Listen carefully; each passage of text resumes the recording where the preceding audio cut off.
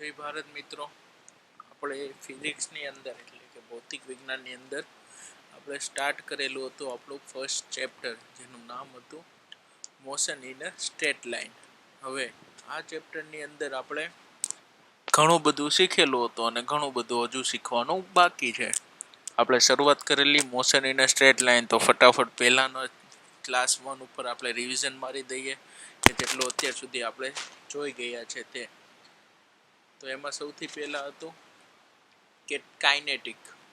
તો મેં તમને ત્યારે કીધેલું કે કાઇનેટિક અને કાઇનેમેટિક નામની બે ભૌતિક વિજ્ઞાનની બ્રાન્ચ છે. એકમાં શું છે, કાઇનેમેટિકમાં શું હશે કે ખાલી મોશનની જ સ્ટડી કરવામાં આવે, એની પાછળના કારણોની સ્ટડી કરવામાં આવતું નથી. એ છે કાઇનેમેટિક. અને બીજું છે કાઇનેટિક. તો એમાં શું હશે કે મોશનની સાથે સાથે તે મોશન થવા માટેના જવાબદાર પરિબળો અથવા તો કારણો અથવા તો એની પાછળના બળો કે એની પાછળની કોઈ ફિનોમિના કે જેને લીધે તે પદાર્થ ગતિમાં આવ્યો છે અથવા તો તે પદાર્થ ગતિમાં હતો તો ઊભો રહી ગયો છે, તો એની સાથે એના કારણોનું પણ જો આપણે સ્ટડી કરીએ તો તે એવા છે કાઇનેટિક. આ છે આપણું કાઇનેમેટિક્સ. અહીંયા સુધી આપણે જોયેલું હતું. આમાં બીજું છે સ્કેલર અને વેક્ટર ક્વોન્ટિટી. તો સ્કેલર અને વેક્ટર અનુક્રમે એને કહેવાય છે અદિશ રાશિ અને સદિશ રાશિ. હવે નામ છે એવા ગુણ છે અદિશ, દિશા નથી એવાને કહેવાય અદિશ. દિશા મીન્સ ડાયરેક્શન, અને સદિશ દિશા સાથે ડાયરેક્શન સાથે. હવે અમુક વસ્તુ કે જેને ખાલી મૂલ્ય હોય છે તેની દિશાની જરૂર પડતી નથી, એ જ કહેવાશે આપણો અદિશ રાશિ. અને એવી વસ્તુ કે જેને મૂલ્યની સાથે સાથે દિશાની પણ જરૂર પડે છે તે કહેવાશે આપણી સદિશ રાશિ.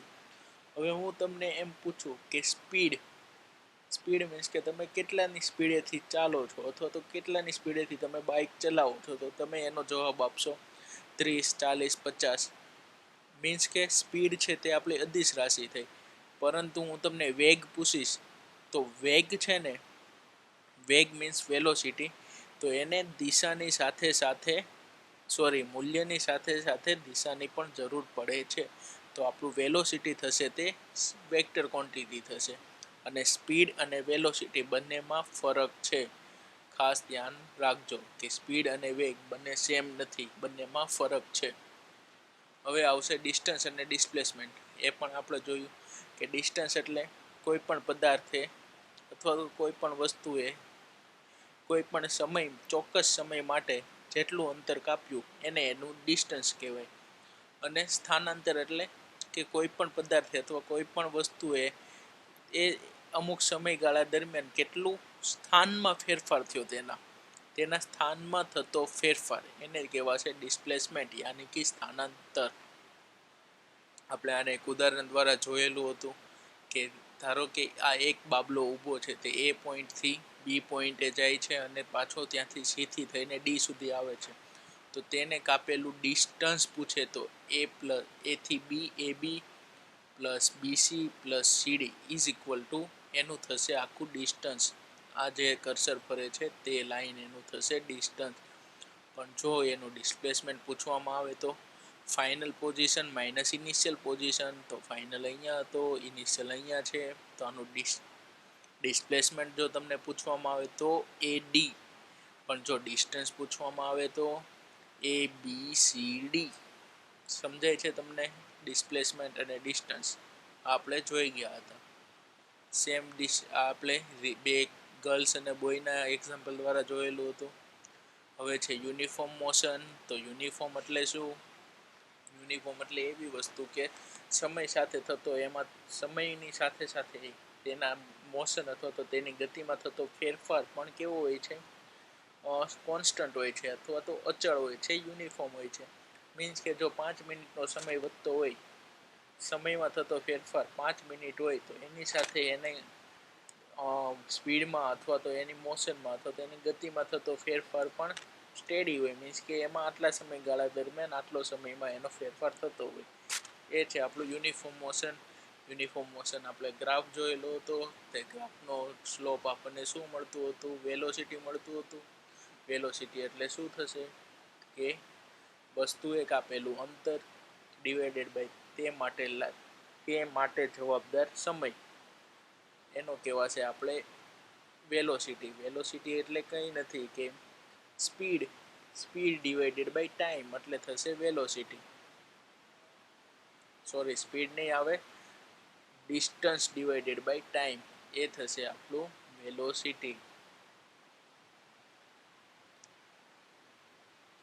હવે છે સ્પીડ અને વેલોસિટીમાં શું ફરક છે તે પણ આપણે જોઈ ગયા હતા. સ્પીડ એટલે શું થશે, ડિસ્ટન્સ બાય ટાઈમ, અને વેલોસિટી એટલે ડિસ્પ્લેસમેન્ટ બાય ટાઈમ. ડિસ્ટન્સ આપણી કેવી ક્વોન્ટિટી છે, સ્કેલર કે વેક્ટર? તો ભાઈ સ્કેલર. સ્કેલર મીન્સ કે એને દિશાની જરૂર નથી, ડિસ્ટન્સને દિશાની જરૂર નથી. તો સ્પીડ છે તે પણ આપણી કેવી થશે, સ્કેલર ક્વોન્ટિટી. જ્યારે વેલોસિટી છે ડિસ્પ્લેસમેન્ટ, તો ડિસ્પ્લેસમેન્ટ માટે શું હતું, final position minus initial position, means કે એને દિશાની જરૂર પડે છે તેના સ્થાનમાં થતો ફેરફાર. તો વેલોસિટી પણ આપણે કેવી થશે, વેક્ટર ક્વોન્ટિટી. અને વેક્ટર ક્વોન્ટિટી છે એટલે સ્પીડ અને વેલોસિટીમાં આટલો ફરક. બંનેના જો યુનિટ સેમ છે, metre per second, metre per second. હવે નીચે ખાસ નોટ લખેલી છે, when an object is travelling along the straight line the velocity is equal to its speed. કઈ રીતના થશે જોઈ લઈએ. આ જ એક્ઝામ્પલ જો અહીંયા છે તે આ કોઈ એક બોય છે તે કયું ડિસ્ટન્સ કાપે છે, સર્ક્યુલરમાં ચાલે છે, બી, સી અને ડી. પણ હવે આ જ લાઈન ધારી લો, બી અને ડી લાઈન, મીન્સ કે સ્ટ્રેટ લાઈન પર ચાલે છે. તો એ બી થી ડી સુધી આવે છે, બી ને ઇનિશિયલ પોઝિશન એ થી ડી સુધી આવે છે. તો એ થી ડી સુધી આવે તો એનું ડિસ્ટન્સ કેટલું થશે, એ ટુ ડી, મીન્સ કે આટલું ડિસ્ટન્સ એનું કવર થશે. અને આપણે એનું ડિસ્પ્લેસમેન્ટ પણ જોવું હશે તો પહેલાં અહીંયા આવે છે તો આનું ડિસ્પ્લેસમેન્ટ કેટલું થશે, એ પણ એ અને ડી જેટલું જ થશે. ઇન શોર્ટ, એનું distance is equal to displacement. ક્યારે? જ્યારે સ્ટ્રેટ લાઇનમાં મોશન કરતો હોય ત્યારે. હવે ડિસ્ટન્સ અને ડિસ્પ્લેસમેન્ટ સેમ થઈ જાય તો આ થશે સ્પીડ ભાગ્યા વેલોસિટી. હા, તો આપણે ક્યાં હતા કે જો કોઈ પણ પદાર્થ સ્ટ્રેટ લાઇન પર મોશન કરતું હોય તો એનું શું બંને સરખું હશે, ડિસ્ટન્સ અને ડિસ્પ્લેસમેન્ટ બંને સેમ હશે. તો ડિસ્ટન્સ અને ડિસ્પ્લેસમેન્ટ સેમ હશે તો ઓબ્વિયસલી એની સ્પીડ અને વેલોસિટી કેવી આવવાની છે, સેમ જ આવવાની છે. પણ ક્યારેક ખાસ ધ્યાન રાખજો કે જ્યારે બંને વસ્તુ, મીન્સ કે આપણી મોશન કેવી હોવી જોઈએ, motion in a straight line હોય ત્યારે જ. જ્યારે motion in a straight line હોય ત્યારે ડિસ્ટન્સ અને ડિસ્પ્લેસમેન્ટ સેમ થાય છે, જેના લીધે સ્પીડ અને વેલોસિટી પણ સેમ છે. આ તમારે એક પોઈન્ટ ખાસ ધ્યાન રાખવાનો છે. જો એમસીક્યુમાં પૂછાય કે નીચેના પૈકી કયું સાચું છે, તો એમાં એમ હશે કે સ્ટેટમેન્ટ તમને એવું આપેલું હોય કે સ્પીડ અને વેલોસિટી કોઈ પણ એક ગતિ કરતા પદાર્થની સ્પીડ અને વેલોસિટી સરખી છે. તો option A, distance is equal to displacement. બીજું, speed is equal to velocity. ત્રીજું, એ અને બી બંને. અને ડી ઉપરનામાંથી એક પણ નહીં. તો તમારે કયું સિલેક્ટ કરવાનું રહેશે, સી વિકલ્પ, એ અને બી બંને. આ ડિસ્ટન્સ અને ટાઈમનો ગ્રાફ છે કેના માટે, યુનિફોર્મ મોશન માટે. યુનિફોર્મ મોશન માટે તમે જુઓ કઈ રીતના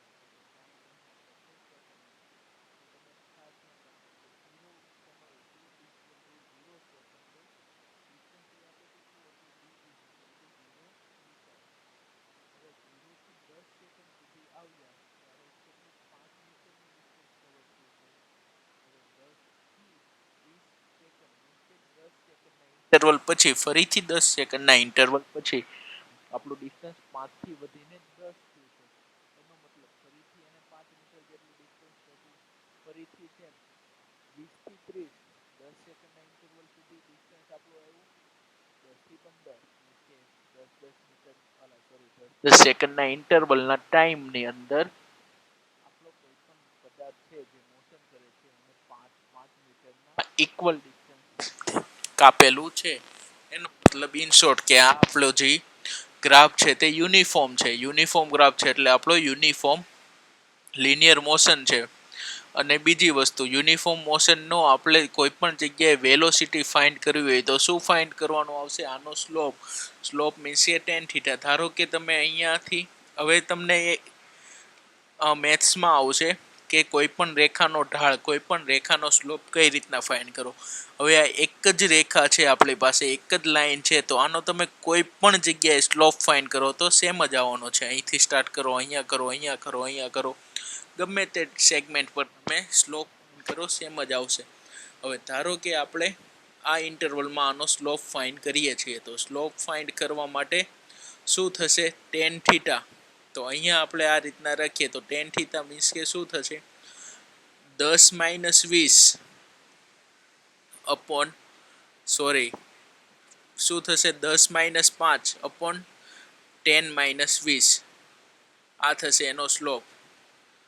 અથવા તો આપણને વેલોસિટી છે. વેલોસિટી એટલે આપણને ખબર જ છે કે ડિસ્ટન્સ ડિવાઇડેડ બાય આવશે ટાઈમ. તો ડિસ્ટન્સ કેટલું છે આ સેગમેન્ટ માટે આપણે ફાઇન્ડ કરીએ છીએ, તો આ સેગમેન્ટનું ડિસ્ટન્સ કેટલું છે? 10 - 5. ફાઇનલ માઇનસ ઇનિશિયલ કરશો તો આવશે ને ડિસ્ટન્સ. તો 10 - 5 એટલે 5 આવશે. અને આનું સેગમેન્ટનો ટાઈમ કેટલો થશે? 20 - 10 એટલે 10. તો આપણી વસ્તુ કઈ બનશે? 5/10 એટલે 0.5. અને યુનિટ શું આવશે? Metre per second. આ થઈ ગયો આપણો વેલોસિટી યુનિફોર્મ મોશન માટેનું. હવે વેલોસિટી આપણું જો આ સેગમેન્ટ માટે ફાઇન્ડ કરશો તો પણ કેટલું આવશે? 5/10 0.5. આ માટે આપણે જોયું 0.5 આવ્યું. આ સેગમેન્ટ માટે ફાઇન્ડ કરો તો 15 - 10 ડિવાઇડેડ બાય 30 - 20. 15 માંથી 10 ગયા તો 5, 30 માંથી 20 ગયા તો 10. 5/10 0.5 કોન્સ્ટન્ટ મળે છે 0.5, 0.5, 0.5 અને આના માટે પણ 0.5. ઇન શોર્ટ આપણો વેલોસિટી છે એ કેવી આવી? વેલોસિટી કોન્સ્ટન્ટ આવી. વેલોસિટી કોન્સ્ટન્ટ તો એનો મતલબ આપણો જે પદાર્થ ગતિમાં છે તે કેવી ગતિ કરે છે? યુનિફોર્મ. ખાસ ધ્યાન રાખવાનું, જે સંજોગોમાં આપણને વેલોસિટી કોન્સ્ટન્ટ મળતી હોય, અથવા તો વેલોસિટી ફિક્સ મળતી હોય, અથવા તો વેલોસિટી એક જ મળતી હોય, તો એ જગ્યાએ આપણી મોશન યુનિફોર્મ છે. ખાસ ધ્યાન રાખવાનું, વેલોસિટી કોન્સ્ટન્ટ તો મોશન યુનિફોર્મ.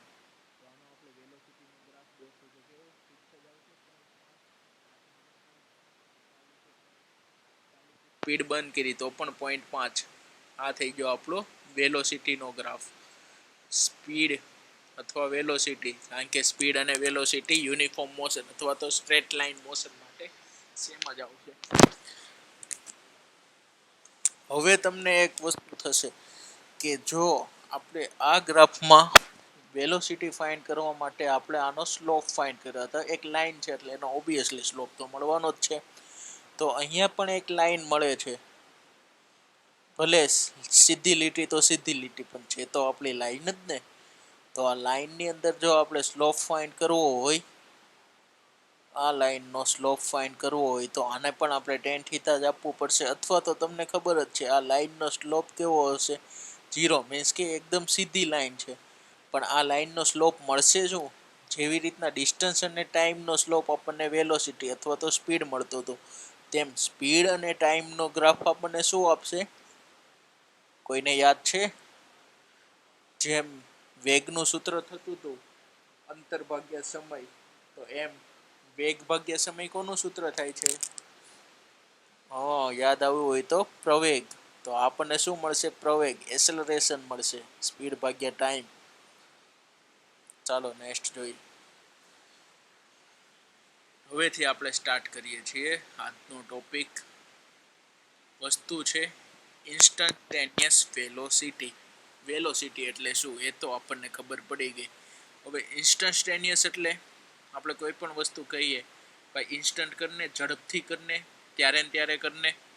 ઇન્સ્ટન્ટ મીન્સ કે ટુ ધી પોઈન્ટ, એક્ઝેક્ટ તે જ વસ્તુ હોય. હું તમને એમ કહું કે એક્ઝેક્ટ 5 વાગે તું ક્યાં હતો, તો જ્યાં હશો ત્યાં તમે ઇન્સ્ટન્ટ કહેવું પડશે કે નહીં ભાઈ હું રસ્તામાં હતો, રસ્તામાં આ જગ્યાએ હતો. હવે હું તમને જો એક મસ્ત ઉદાહરણ દ્વારા સમજાવું. તમે કાર ડ્રાઈવ કરીને અહીંયાથી તમારા ગામ સુધી જાઓ છો, હવે તમારા ગામ સુધી જાઉં છો અને હું તમને તમારા ગામે પહોંચી ગયા તો ત્યાં તમને કોકે પૂછ્યું ભાઈ કેટલાની સ્પીડથી ગાડી હકાવતો હતો, તો તમે કહેશો 70-80 ની આજુબાજુની સ્પીડની ચાલતી હતી, 80 ની આજુબાજુ ચાલતી હતી, બરોબર છે. તો તમે 80 કીધું, 80 ની સ્પીડ એ શું છે? અને બીજો તમને કોકે એવો સવાલ પૂછ્યો કે જ્યારે તું બરોડા પાસે પહોંચ્યો, વડોદરા પાસે પહોંચ્યો, વડોદરાના ટોલ નાકે પહોંચ્યો, ત્યારે તારી સ્પીડ કેટલી હતી? તો તમે કહો ત્યારે મારી સ્પીડ 50 કિલોમીટર પર અવરની હતી. તો તમે તો બે જવાબ આપ્યા. પહેલાં કીધું કે ભાઈ તારે કે કેટલી સ્પીડથી ગાડી હકાવી, તો કે 80 આજુબાજુ. અને તમને પૂછ્યું કે ભાઈ એ સ્થળે તું ત્યારે ક્યાં હતો, તો તમે એ જવાબ આપ્યો 50. તો એનો મતલબ કે તમે જે 80ની સ્પીડ આપી એ કઈ થઈ? એવરેજ સ્પીડ તમે આપી. પણ જ્યારે તમને ઇન્સ્ટન્ટ પૂછવામાં આવેલું કે કોઈ એક પર્ટિક્યુલર વસ્તુને લઈને પૂછવામાં આવ્યું તે એ જગ્યાએ હતો, ત્યારે તારી સ્પીડ કેટલી હતી? તો તમે કીધું 50 kmph. તો 50 થઈ તે તમારી કઈ છે? Instantaneous speed. જ્યારે 80 તમે કીધું, 80 એ થઈ તમારી એવરેજ સ્પીડ. ખબર પડી ગઈ બંનેમાં શું ફરક છે તે? તો એકવાર વાંચી લઈએ આ શું કે છે તે. An object that is speeding up or slowing down is not in a uniform motion. હા ભાઈ રેડી છે કે આપણે ગાડી ચાલુ કરીએ ત્યારે 0 સ્પીડ હોય ત્યારથી ચાલુ કરીએ અને બંધ કરીએ ત્યારે પણ 0 જ થાય. હવે યુનિફોર્મ મોશનમાં એવું જરૂરી નથી કે આપણે સમયના ઇન્ટરવલની સાથે સાથે સરખી સ્પીડ વધતી હોય. ક્યારેક ભાઈ ખાલી રોડ મળે છે તો ગબગબાવી નાખવી જોઈએ, અને ક્યારેક ખીચોવાળો રોડ છે તો આપણે એકદમ 5 કે 10ની સ્પીડે પણ ચલાવીએ છીએ. એનો મતલબ એવું નથી કે આપણે હંમેશા યુનિફોર્મ મોશનમાં જ હોઈએ. ક્યારેક આપણી સ્પીડ વધારે હોય છે, ક્યારેક આપણી સ્પીડ ઓછી હોય છે. In this case the position versus time graph is not a straight line. બરોબર છે કે આપણે સેમ ઇન્ટરવલની અંદર સેમ ડિસ્ટન્સ કવર કરતા નથી, તો આપણો જે ગ્રાફ મળતો હતો તેમ સ્ટ્રેટ લાઇન નહીં મળે. ધારો કે આ પહેલા 10 ઇન્ટરવલમાં 5 મીટર કર્યું, બીજા 10 સેકન્ડના ઇન્ટરવલમાં આપણે ધારો કે સ્પીડ વધારીને 20 મીટર કાપી નાખ્યું, તો તમારો ગ્રાફ આવો ક્યાંક ઝિગઝેગ જેવો મળશે, સેમ આવો નહીં મળે, યુનિફોર્મ નહીં મળે. We can determine the average speed VAV એને વચાશે V average between any two times separated by the time interval t by finding the slope of the straight line and connection between the 2 points. Means કે આપણે જે આ ગ્રાફમાંથી starting point અને ending point અને એનો time interval અને distance એના ઉપરથી જે આપણે વસ્તુ મેળવીએ તે થઈ આપણી એવરેજ સ્પીડ. જે મેં તમને કીધું 80 કિલોમીટર પહેલાં ઉદાહરણ દ્વારા સમજાવ્યું તે પ્રમાણે. તો ઇન્સ્ટન્ટેનિયસ સ્પીડ શું છે કે ઇન્સ્ટન્ટ ટાઈમ ટી માટેનો સમય છે, અને એના માટે આપણે શું લેવાનું કે ઇન્સ્ટન્ટેનિયસ વેલોસિટી મળે આપણને, અને એ જ રેન્જ પકડવાની. ધારો કે હું તમને પૂછું, આમાં આ ગ્રાફમાં જ પૂછું કે ટી બરાબર 1 2 3 4 5 ટી બરાબર 12 સેકન્ડે તારો સ્પીડ કઈ હતી?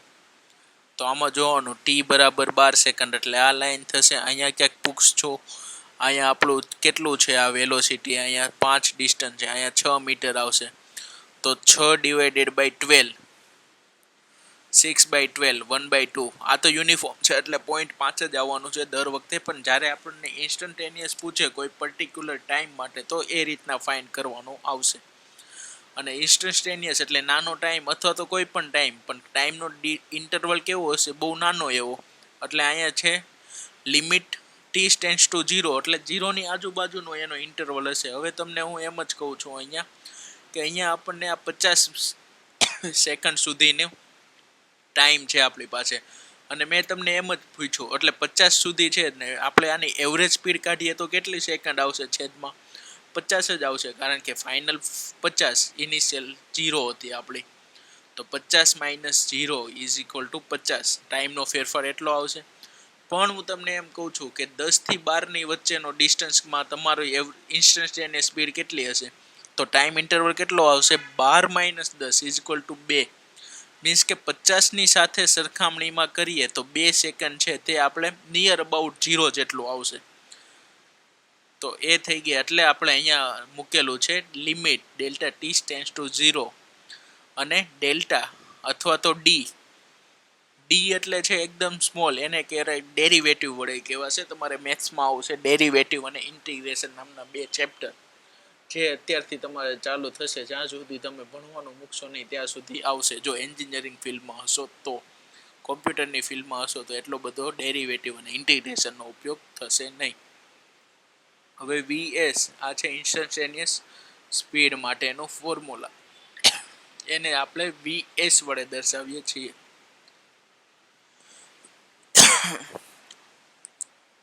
The instantaneous velocity at the time t is the average velocity during the time interval delta t.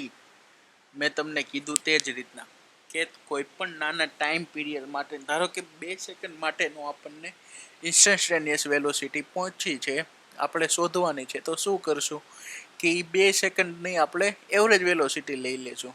જેમ આગળના આપણે જોયું હતું કે ટોટલ એવરેજ કેટલી હતી, તો ટોટલ ટાઈમ ઇન્ટરવલ ભાગ્યા ટોટલ ડિસ્ટન્સ હતું. પણ આપણે એમાંથી એક નાનો એવો સેગમેન્ટ જ પકડી લઈએ કે ભાઈ આટલી ગતિ માટે, આટલા સમય માટે તમારી સ્પીડ કેટલી હતી, તે કહેવાશે ઇન્સ્ટન્ટેનિયસ. તો સ્પીડ શોધવા માટેનો તો આપણી પાસે એક જ ફોર્મ્યુલા છે કે અંતર ડિવાઇડેડ બાય સમય, ડિસ્ટન્સ બાય ટાઈમ. તો હવે ડિસ્ટન્સ તો આપણે ધારો કે 2 સેકન્ડનો ટાઈમ ઇન્ટરવલ કીધું છે, તો 2 સેકન્ડ દરમિયાન કેટલું મોશન થયું અથવા તો કેટલું એનું ડિસ્ટન્સ કવર થયું એ ફાઇન્ડ કરી લેવાનું, ડિવાઇડેડ બાય ટાઈમ કરી લેવાનું, એટલે થઈ જશે આપણું ઇન્સ્ટન્ટેનિયસ. ડી ને મેં તમને શું કહેતું હતું, ડેરિવેટિવ વળી કે એને રિનોટેટ કરે ડેરિવેટિવ. અને ડેલ્ટા એસ અને ડેલ્ટા ટી, ડેલ્ટા શું બતાવે, અતિ સૂક્ષ્મ અથવા તો અતિ નાનો ફેરફાર હોય એને આપણે ડેલ્ટા વડે કન્સિડર કરીએ ફિઝિક્સની અંદર. In the limit delta T tends to 0 means કે આગળ મેં તમને કીધું કે એનું ટાઈમ ઇન્ટરવલનો ચેન્જીસ કેટલો હશે, નિયર અબાઉટ 0 જેટલું હશે. આ ખાલી એનું આપણને બતાવેલું છે. આ છે ઇન્સ્ટન્ટેનિયસ. હવે છે લિટલ કેલ્ક્યુલસ ડેરિવેટિવ. આ વસ્તુ છે કે ડેરિવેટિવ છે, વિકલન કહેવાય આને ગુજરાતીમાં. તો એનું બેઝિક તમને કેલ્ક્યુલેશન, એના બેઝિક તમને નિયમો મારે શીખવાડવાના છે. ડેરિવેટિવના આવશે અને ઇન્ટિગ્રેશનના આવશે. અને એ શું કામ એને શીખવાના છે, કારણ કે આપણે આના પછી છે ને 3 મેઇન ઇક્વેશન આવશે સ્ટ્રેટ લાઇનના મોશનના, જેને ઉપર તમારું 70-80% ફિઝિક્સ રહેલું છે. એ 3 ઇક્વેશન આપણે ડિરાઈવ કરવાના છે અને એના ડેરિવેશનની અંદર આપણે આ વસ્તુની જરૂર પડશે, આ ફોર્મ્યુલાની જરૂર પડશે. તો આજે હું તમને બેઝિક ઇન્ટિગ્રેશન અને ડેરિવેટિવ અથવા તો ડિફરન્શિએશનના બેઝિક કોન્સેપ્ટ કહી દઉં કે કઈ રીતના કરવાનું આવે. તો સૌથી પહેલાં આપણે ફાઇન્ડ કરીએ ડેરિવેટિવ અથવા તો વિકલન. એને કોને વડે દર્શાવાય, ડી બાય ડીટી. હવે જો આમાં શું છે, એસ કોઈ ફંક્શન હશે, ટી પણ કોઈ ફંક્શન હશે. તો ડીએસ બાય ડીટી, તો આનો મિનિંગ શું થયું કે કોઈ એસનું કોઈ ટીની સાપેક્ષે ડેરિવેશન, એને કહેવાય ડીએસ બાય ડીટી. ધારો કે અહીંયા ડીએમ બાય ડીપી હોત તો એમ નામના ફંક્શનનું પી નામના ફંક્શનની સાપેક્ષમાં એનું ડેરિવેટિવ. હવે આ બીજું, આ ડીએસ બાય ડીટી કોઈ વસ્તુ નથી, એ એક પ્રકારનો સ્લોપ છે. અને સ્લોપ એટલે એક પ્રકારની ટેન્જન્ટ છે. ટેન્જન્ટ એટલે આપણું થશે ટેન થીટા. સેમ વસ્તુમાં આપણે જે અહીંયા ગ્રાફમાં જોયું હતું ને, સ્લોપ એટલે તે નાનો ફેરફાર હોય. ધારો કે આટલા ફેરફાર માટે જો શોધવું હોય તો આપણે નાનો એસ આવશે, મીન્સ કે ડિસ્ટન્સ નાનો આવશે, ટાઈમ પણ નાનો આવશે. નાનો ડિસ્ટન્સ એટલે ડીએસ ડીટી, મોટું હોય તો ખાલી ડી બાય ખાલી ટી. અને આપણને શું મળે છે, ડીએસ બાય ડીટી એક પ્રકારનો સ્લોપ જ છે લાઈનનો.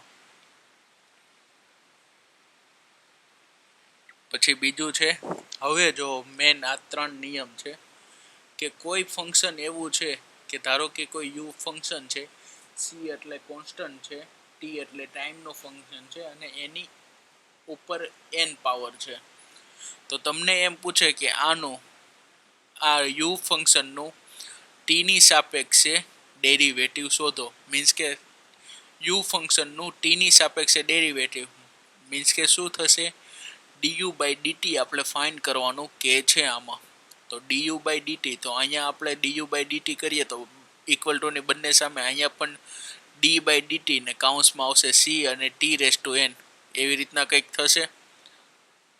અને આનું સી મીન્સ કે કોન્સ્ટન્ટ, તો કોન્સ્ટન્ટ હોય ને એનું ડેરિવેટિવ ન થાય, તો કોન્સ્ટન્ટ હોય તે એમનેમ રહે.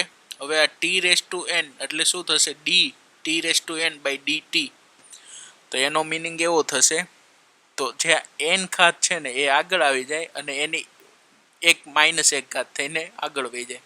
હવે એક્ઝામ્પલ તરીકે કહું છું કે u is equal two 5t², એવી કોઈ આપણો ફંક્શન છે u is equal two 5t². હવે આપણે એનું શું ફાઇન્ડ કરવાનું છે, du by dt. du by dt એટલે શું થશે, 5t² છે આપણું, તો 5 એટલે આપણું કોન્સ્ટન્ટ છે, તો 5 નું ડેરિવેશન થાય નહીં, તો 5 એઝ ઇટ ઇઝ રહેશે. અંદર વ્યૂ જવાનું, શું બધું t². હવે t² છે એટલે dt² બાય dt થઈ ગયું. તો એનું વિકલન કરવું હોય તો કેમ થશે, સ્ક્વેર છે તો સ્ક્વેર આગળ આવી જશે એટલે 5 મલ્ટીપ્લાય બાય 2 આગળ આવી જશે. અને t ની કેટલી ઘાત છે, 2 હતી, તો એમાંથી એક ઓછી કરી દેવાની એટલે 2 - 1 1 થઈ જશે. એટલે શું થશે, 5 multiply by 2 multiply by t raise to 1. હવે 5 મલ્ટીપ્લાય બાય 2 10 થઈ ગયું, અને ટી રેસ ટુ 1 એટલે ટી, તો 10t આ થઈ ગયું એનું ડેરિવેટિવ. સમજ પડી છે અહીંયા સુધીમાં? આ જ્યારે આપણે એકવાર ઓફલાઈન મળશું ત્યારે મને યાદ કરાવજો કે આપણે આ કઈ રીતના થાય છે એ શીખવાનું છે. પછી છે કોઈ ખાલી 10 છે, બીજું કઈ ફંક્શન, પેલા 5 લીધેલું 5 જ રાખીએ કે u ઇઝ ઇક્વલ ટુ 5, આ વખતે t² નથી ને આપણને એમ પૂછવું હોય કે du બાય dt ફાઇન્ડ કરો, તો 0, કારણ કે કોન્સ્ટન્ટ છે, કોન્સ્ટન્ટની પાછળ કોઈ t નું ફંક્શન જ નથી, તો એનું આપણને શું મળશે, 0, એનું વિકલન થશે 0. અને પછી છે તો ડેરિવેટિવ ઓફ ધ સોરી હવે કોઈ બે ફંક્શન છે આપણે ડી બાય ડીટી અને યુ અને વી, બે ફંક્શનનો સરવાળો છે અલગ અલગ, અને આનું ડેરિવેટિવ કરવું હોય તો કેમ થશે કે યુ નું પણ થશે અને વચ્ચે પ્લસનું પ્લસ અને ડબલ્યુ નું ડબલ્યુ પણ થશે. જેવી રીતના આપણે મેથ્સમાં જૂથનો નિયમ અનુસરતા એ રીતના થશે.